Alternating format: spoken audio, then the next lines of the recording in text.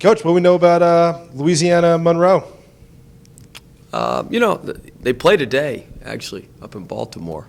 They play Coppin State up there. So, the reason we we scheduled the game, it's actually the easiest game I've ever scheduled.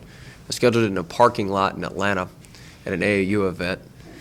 Sounds on the up and up. Yeah, it was really easy. I know their assistant, Ryan Cross, really well. Known him for a long time. And we were waiting. You can't get into the events till 5 o'clock. Like, the events start at a certain time, so you can't walk in the gym. So I ended up parking next to him. I ended up going and sitting in his rental car with him and talking. And they wanted a game to bring Nick Coppola back home. And I said, well, we'll do that. And we agreed on the money, and we agreed on everything in the car. And I said, I'll email you a contract tomorrow. And we emailed him. I called back to the office, and it was easy. It's really easy. But they're playing. They're doing a 2-game swing with the Coppin State game, and they're bringing Coppola home, who played at Benedictine, and it's a good player. 5-to-1 assist-to-turnover ratio. I think he's third in the NCAA in assist-to-turnover ratio right now. They've got another couple guys, a kid Munnings and a kid McDaniel. McDaniel's going to be a matchup issue for us. He's like an undersized guy who can play the 3 and the 4. He'll be a little bit of an pardon me. It'll be a little bit of an issue.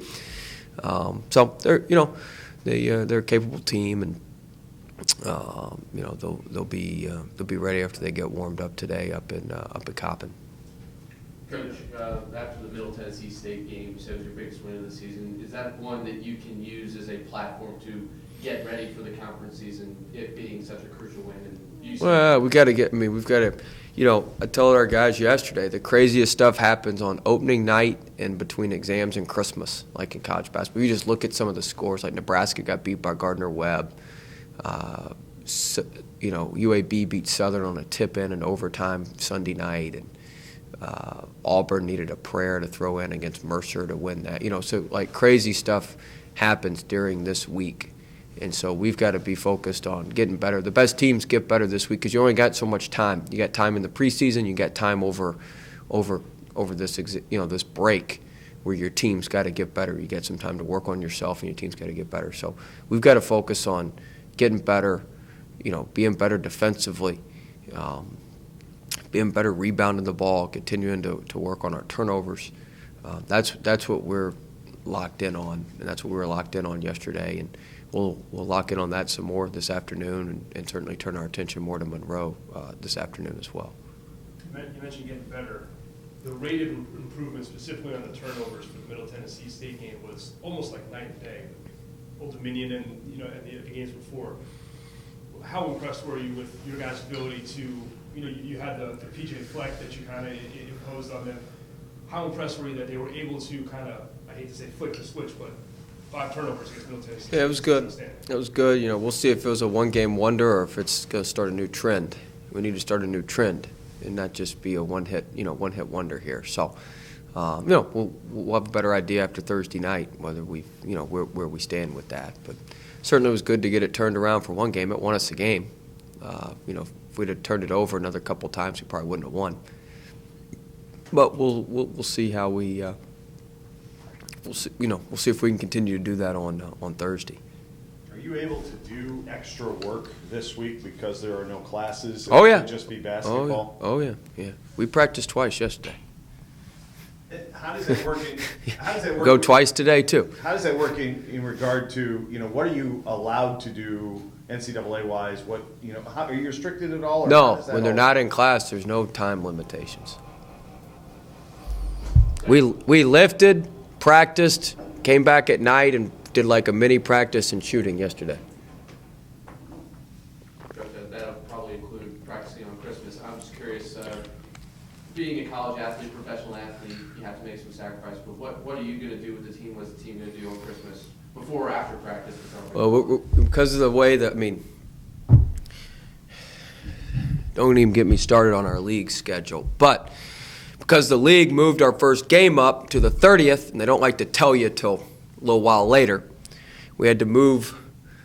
We don't prefer to play on the 27th. Let's put it that way.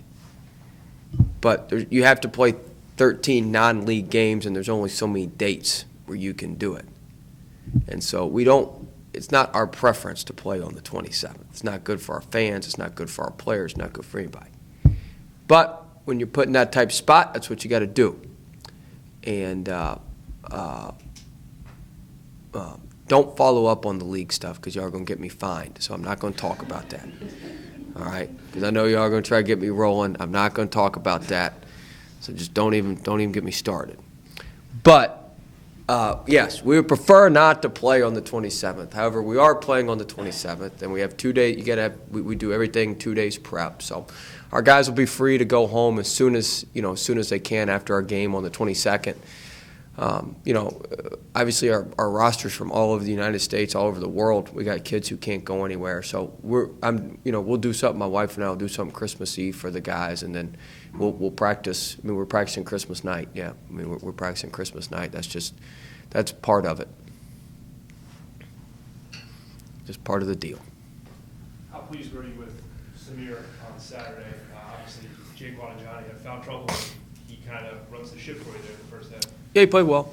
Did a nice job for us. 4 assists, 1 turnover, 14 points. So he did a nice job. It was good to see him in live action there, as the point guard as opposed to just in practice when he does some every other rep or every third rep. But he's a good player. He's the game's slowing down. He's learning where the reads are, how to play. It's just different. It's different. You forget. People forget he's a freshman. He's a redshirt freshman. He hadn't played a game. He'd never played a college game. He hadn't played a game in over a year and a half when he suited up for us for the first time. So it's just going to take some time, and he's certainly improving. And as him and Dariante and some of those other freshmen improve, I think our team will certainly get better as well, because we pretty much know what you're going to get from most of those veteran guys. And if those freshmen can continue to improve, that helps our team dramatically.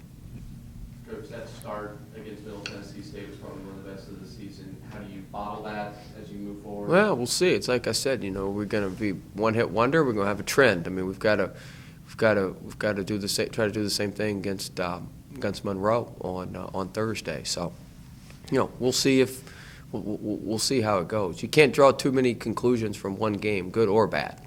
You can't draw too many conclusions from one game, good or bad.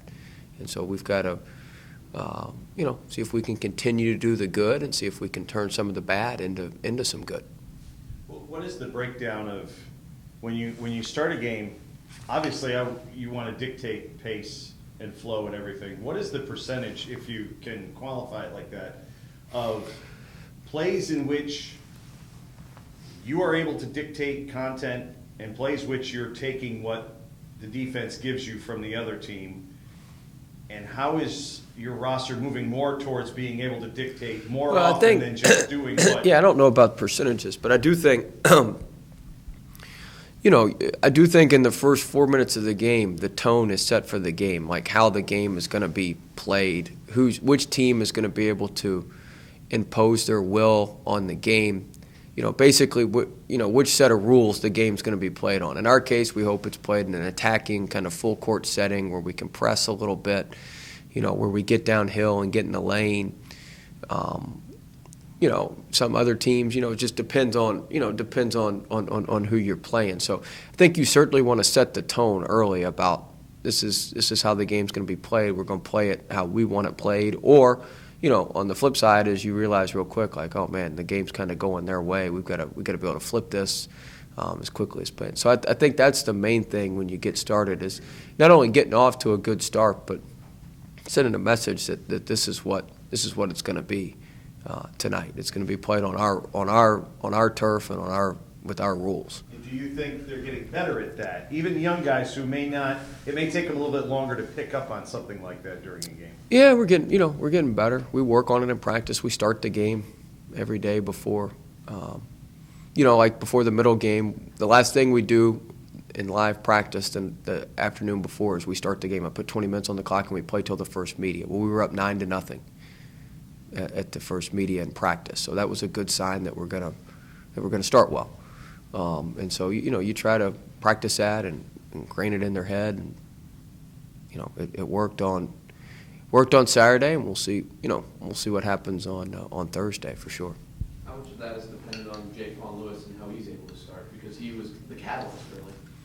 Well, it's not only him. I mean, Johnny got off to a good start. Johnny was attacking. Even the first shot we missed, Johnny got downhill and got in the lane. So it's not just that simple. We made some good defensive plays. Burgess had some good box outs. So it's a lot of little things. Certainly, Jaquan helps us offensively when he's making shots, and he drove it in there for the layup. I think he scored our first 5, drove it in there for the layup. But Burgess getting that drive against their zone. Mo had a great seal, which allowed Burgess to drive it in there and lay it in.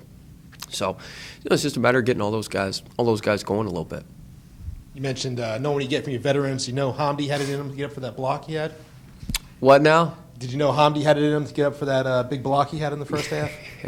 Hey, Hamdi's, Hamdi thinks he's a shot blocker all the time, but that was a good block. It was a big play. He came out from around the basket a little bit and made a nice block. So it was good for him. He was really kind of getting going there in the first half, and he got into foul trouble. But